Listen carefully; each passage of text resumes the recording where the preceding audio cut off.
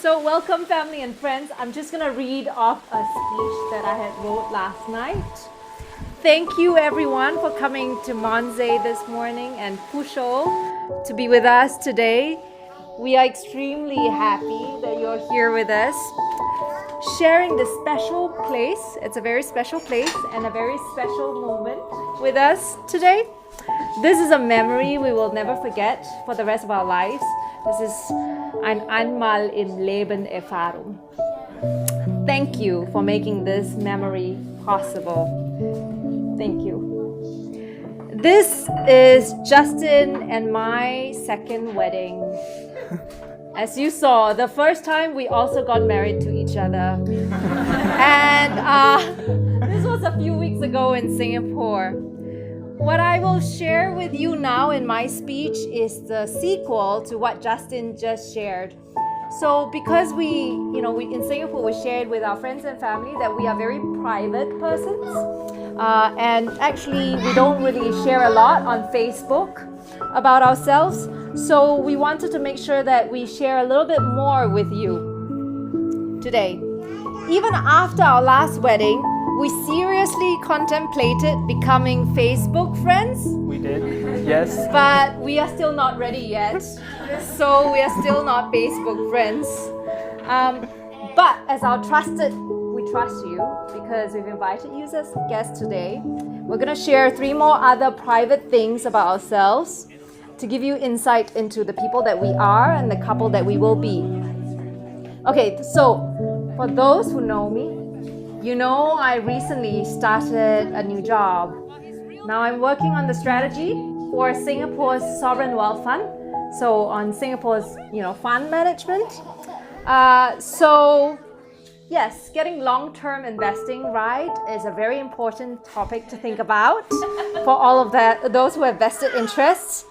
I used to think I would never get married, but now I think getting married is like having a long-term investment. Hang on a second. Technology issues. Okay. Okay, why is getting married like a long-term investment? Because the longest term investment you can have is your other half and your family. There are great benefits for becoming a good long-term investor. Number 1, you do not need to worry about the short-term dips in the next year, in the year after. You can hide behind being a long-term investor and not assess yourself against the short-term results. You can pick up also very interesting early-stage deals because others cannot see these deals for the short holding horizon. So this means that investing in your marriage gives you a patient and long-suffering partner who will put up with you year after year, not judge you for your short term, and will give his best and work his heart out for you and his family for all the years to come. So actually, this marriage thing sounds like a good deal. It is quite a good deal. It is a good deal. So the question then is, how can you make a good long-term investment? There are a few key success factors. I would say 3 key success factors. Number 1, you have to build up conviction that this is a good investment. Number 2, you have to act on that conviction. That means that you have to get in that investment. And number 3, when it goes down, you have to be able to stomach the dip.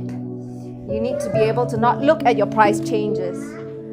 So let me talk about number 1. To build up your conviction, you need to do research. This is like dating. This is the first of the 3 reveals. We're going to tell you about our dating story now.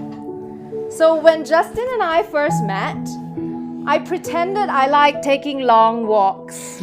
I didn't like taking long walks. I was wearing high heels. But taking long walks allowed me to ask him many questions. Like, tell me something about yourself. And he used to tell me everything. On the other hand, Justin also did his due diligence. He pretended he was always in the neighborhood. He was always running in the neighborhood. And he would pick me up. So while he was waiting, he would make friends with my apartment building concierge, and he would find out my middle name. He would ask, where has she been today? What did she do in the day? Who did she talk to? Does she have friends coming? When was the last party? Social hacking. Yeah. This is more than the Facebook. Yeah. But we're not Facebook friends. No. Real friends. So number 2, if you have conviction, you need to act on your conviction. Every one of us knows someone who is talking about this good investment, it's good, but we don't buy that stock. And we're always waiting, it will come down, we will buy it when it comes down, but we never do. So here is my second reveal. I'm going to share how we acted on our conviction and what we did to get together in this investment. Well, Justin was an action-oriented man. By the 4th date, he knew he was in love. This is what he sent me. Desmond, would you be able to show us? This was on his 4th date. He sent me this. So we don't send messages a lot, but we send PowerPoint slides because we're quite geeky like that. And then he also sent me this. Brachylovitosis is a diagnosis. It's a medical condition. There's too much secret revealed. Oh my gosh. And then he also sent me this. Wow. The cure in the short term and the cure in the long term. Yes. In the long term, we have to go holidays, we have to go golfing, hugs and kisses, geeking out. That's what he thought. And this is what I sent him. And that's what I sent him. I was like, Justin, let's summarize it.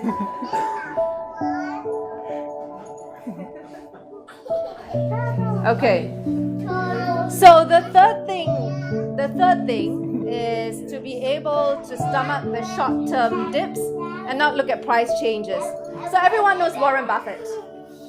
Warren Buffett, he does one thing really well. Once he's bought a stock, he doesn't change his mind. He doesn't look at the stock price changes anymore. He just goes for it. My third reveal is how we will weather our challenges.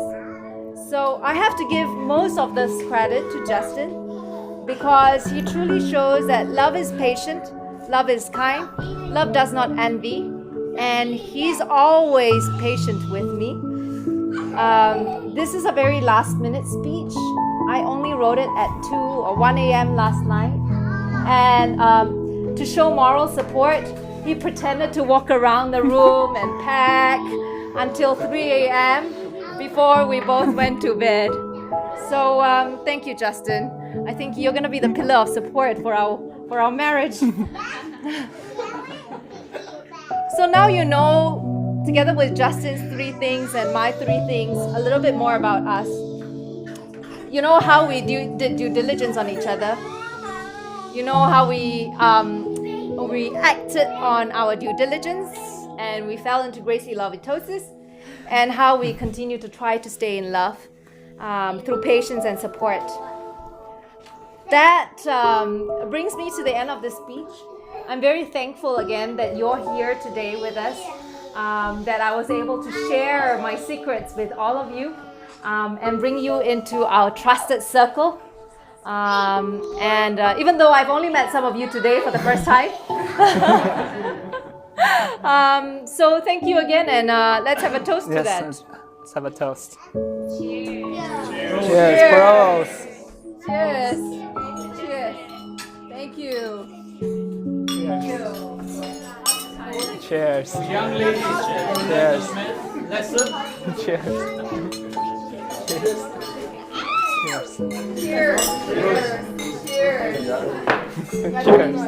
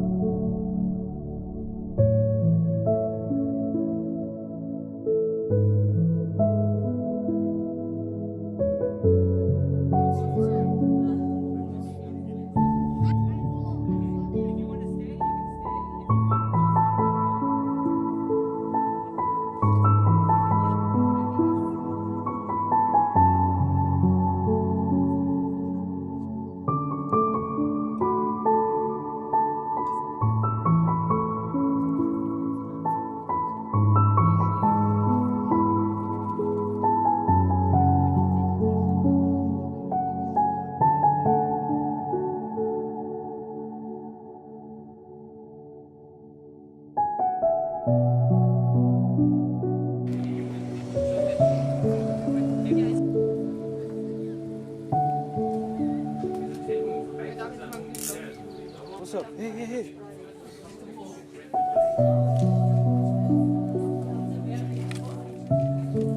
Thank you for coming. Cheers. Thank you for the written reception.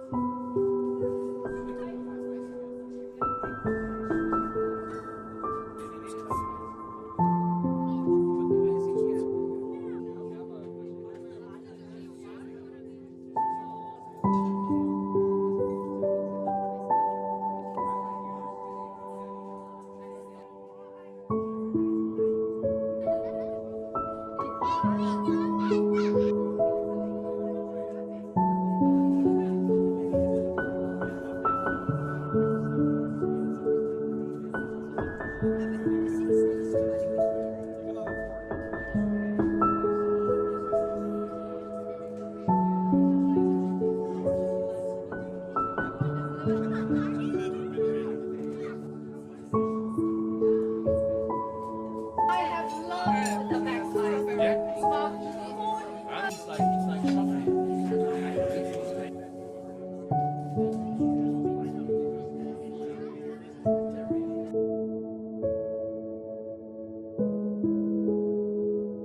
Okay, guten Abend, liebes Brautpaar, Grace und Justin, liebe Brauteltern, liebe geehrte Gäste, mein Name ist Angela, ich bin die Schwester der Braut. Zuerst vielen herzlichen Dank an alle, die heute gekommen sind, dass ihr diesen Tag so besonders gemacht habt. Danke sehr. Es ist offensichtlich, dass meine Muttersprache nicht Deutsch ist. Aber könnt ihr alle doch mein schlechtes Deutsch verstehen? Ja? Danke. Okay, als wir in den Hochzeitsvorbereitungen steckten und wir meine Schwester eröffnet hat, dass ich an ihrer Hochzeit eine Rede halten soll, dachte ich, ja, kein Problem, das mache ich gerne mit links. Als sie dann erklärte, dass ich die Rede nur auf Deutsch halten muss, dachte ich allerdings, Gottes Willen, auf keinen Fall. Ich habe seit langem kein Deutsch gesprochen. Aber ihr kennt Grace. Sie bekommt, was sie will. So, Justin, my newest brother today, let me help you a little with the translation at this point. He's lost. Yes. Grace likes to give people challenges. So, Justin, you're one warrior. She will make you stronger. Aber glücklicherweise, ja, ich bin Optimist. Ich denke, ich brauche nicht Hochdeutsch heute zu sprechen. Grace kann besser Deutsch sprechen. Es wäre nicht wichtig, dass ich Ihnen da Rampenlicht zu stehlen. Und deswegen bin ich nun hier stehen. Alle bitte entschuldigt mir von mein schlechtes Deutsch. Also Grace, sie war immer die Elterns Lieblings. Die Klügste, die Stärkere und so weiter. Ja. Sie ist immer gut mit ideenvoll. Sie kann Raten für alle geben. Irgendetwas. Ob die Raten benützlich sind, können wir noch später diskutieren. Aber heute, Grace, darf ich dir 3 wichtige Eheraten für die Zukunft geben. Wo habe ich diese Raten kennengelernt? Selbsterlebnis vielleicht, aber viel von unseren Eltern, Herr und Frau Dornley, aber natürlich. Und nur 3 Raten heute, doch nicht mehr, sonst wäre es schwer, jeden Tag sich zu erinnern. So, Justin und Grace, Nummer 1, sehr wichtige Raten. Ihr müsst ein Kind haben. Ja, genau. Manchmal besonders brauchen wir eine Ablenkung in der Ehe. Und Nummer 2, ihr müsst, das ist wichtiger, ein zweites Kind haben. Manchmal gibt der erste Kind euch Probleme. Ja? So eine unterschiedliche Ablenkung von dem ersten Kind wäre auch gut. Nummer 3. Leider, das ist nur für Justin. Denke jeden Tag die 3 wichtigsten Worte zu sagen. Du hast recht. Ja, genau.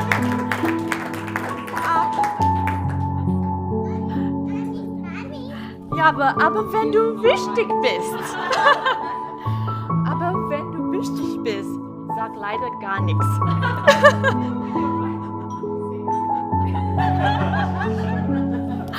So, da, letztes Mal die 3 wichtigsten Punkte von mir und ich bin sicher, dass ihr auf viele glückliche gemeinsame Jahre euch freuen könnt. Ein Prost auf eure Hochzeit, auf euch. So maybe ladies and gentlemen, let's raise our glasses. I'll have to borrow your glass. Ein Prost auf eure Hochzeit, auf euch. English. Here's to happily ever after. Cheers. Dankeschön. Cheers. Gut gemacht. Super, danke.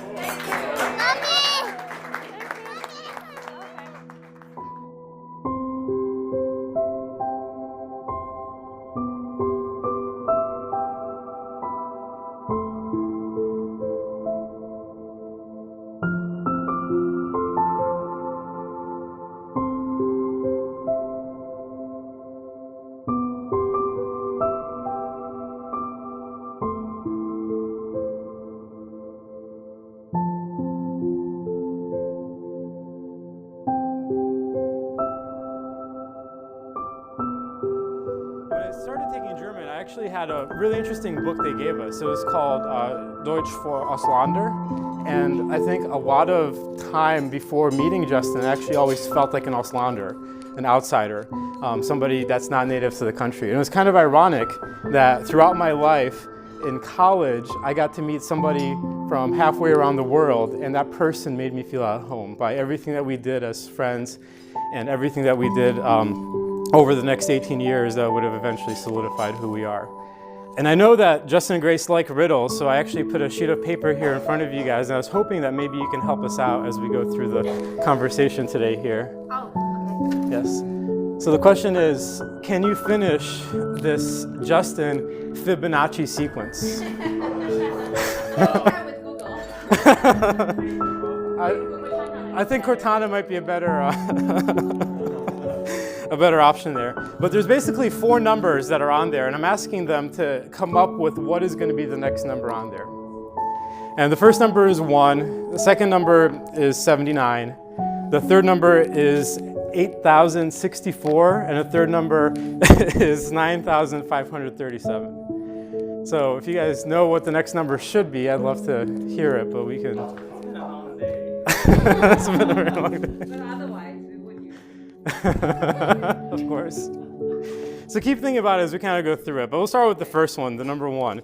And I just want to say, when I first met Justin in college, Justin was really, really good at giving me lots and lots of advice. He was almost like a big brother to me when it came to the real world, but I was a big brother to him when it came to technology. I think we really balanced each other out. But it was great because I learned a lot from Justin. You know, I learned the lack of, or at that time, Justin taught me eggplant is very nutritious, but it's actually not. Sorry, Justin. I don't know if you know that. It has no nutritional value at all. Tasty, but no nutritional value at all.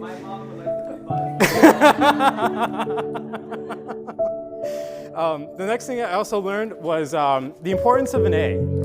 In college, Justin was one of those people that if he did not get the A, he would retake the class to get the A. So if he got a B, he would retake the class just to get the A. So every single time, I sort of learned very quickly from Justin the importance of perfection and how important it is to always go for the A. And then I learned a lot of style tips from Justin. And the style tips came in many forms. The first one, though, I don't know, Grace, if you agree with this, but Justin taught me when we were freshmen that as guys, if we want to portray ourselves as being more attractive to girls, we have to expose our foreheads. So he said to... So, did it work? Most of us have worked.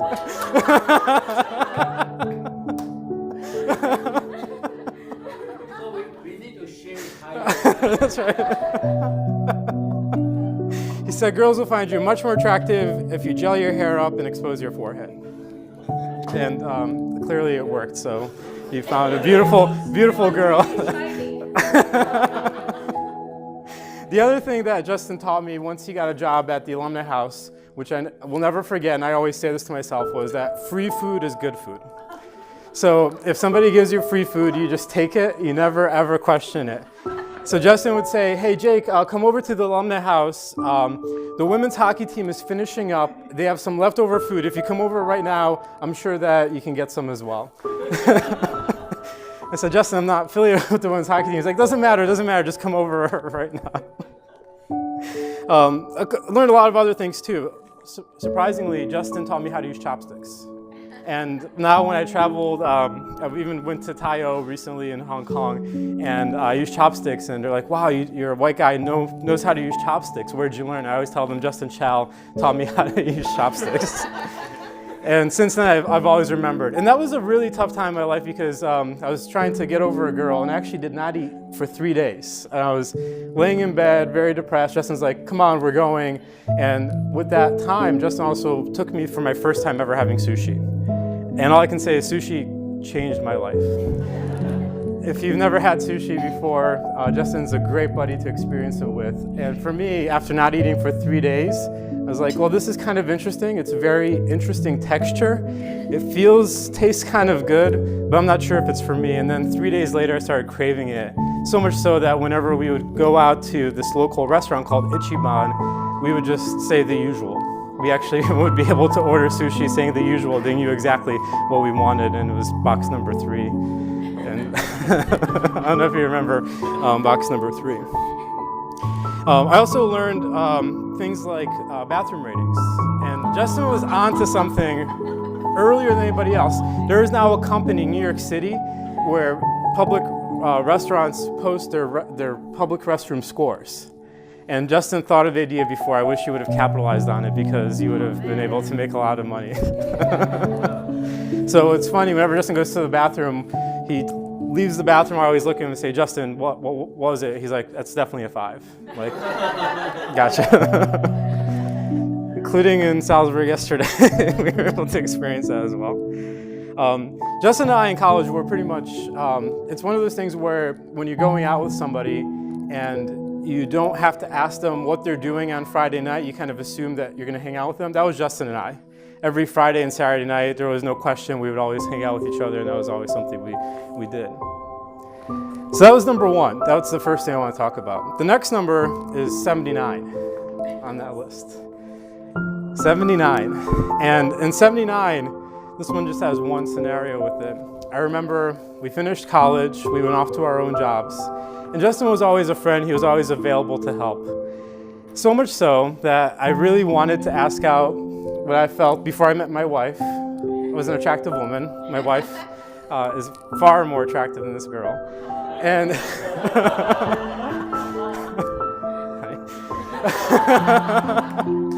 and I said, Justin, can you help me out? I think she's Taiwanese. And Justin said, sure, I'll help you out. Taiwanese is just like Mandarin. I will teach you how to ask her out. And then you could ask her out and see how she responds.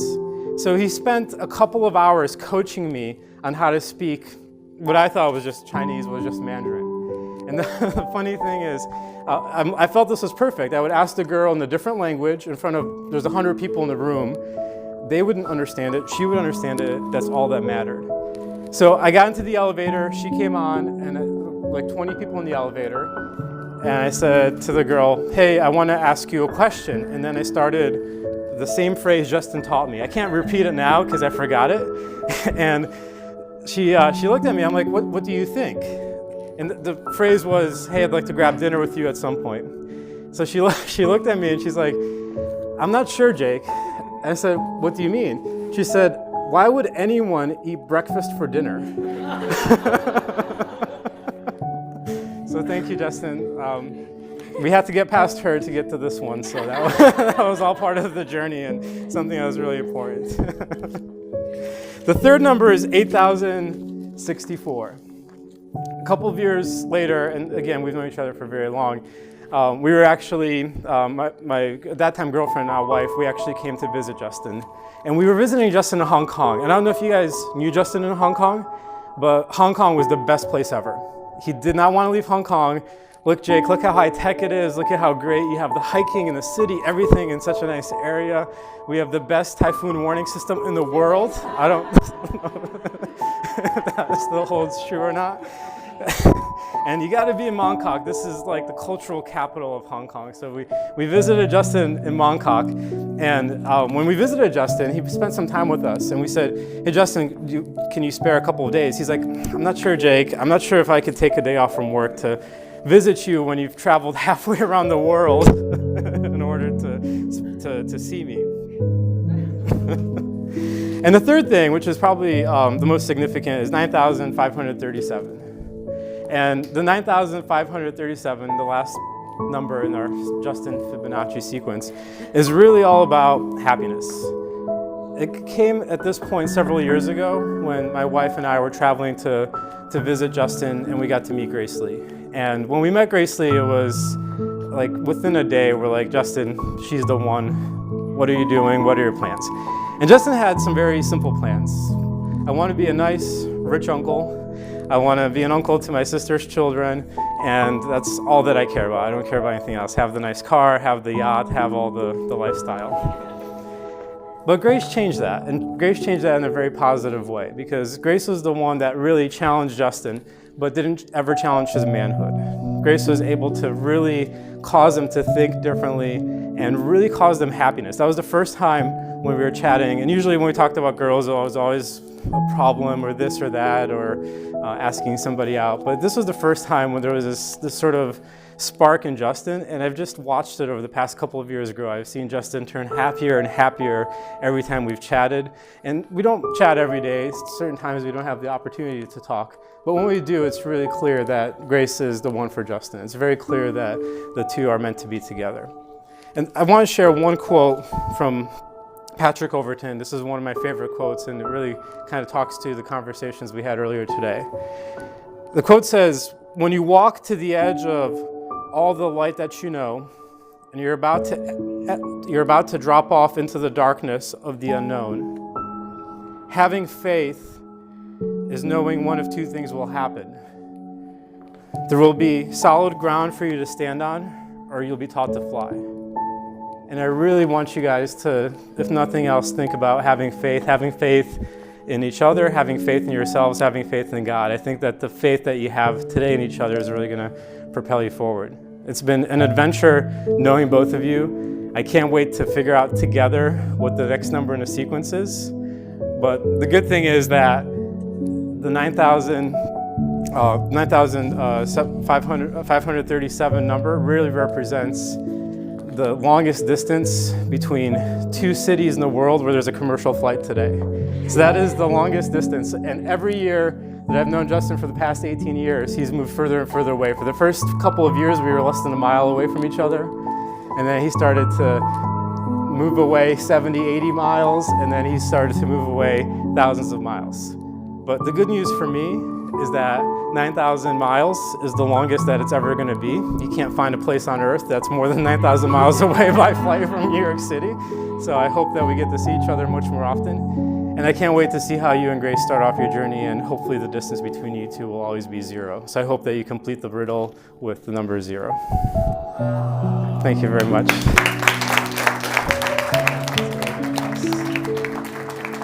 To the happy couple. Cheers. Cheers. Good job, Jay. Cheers. Can I get a hug? Congratulations. Nice seeing you. Wow. Wow.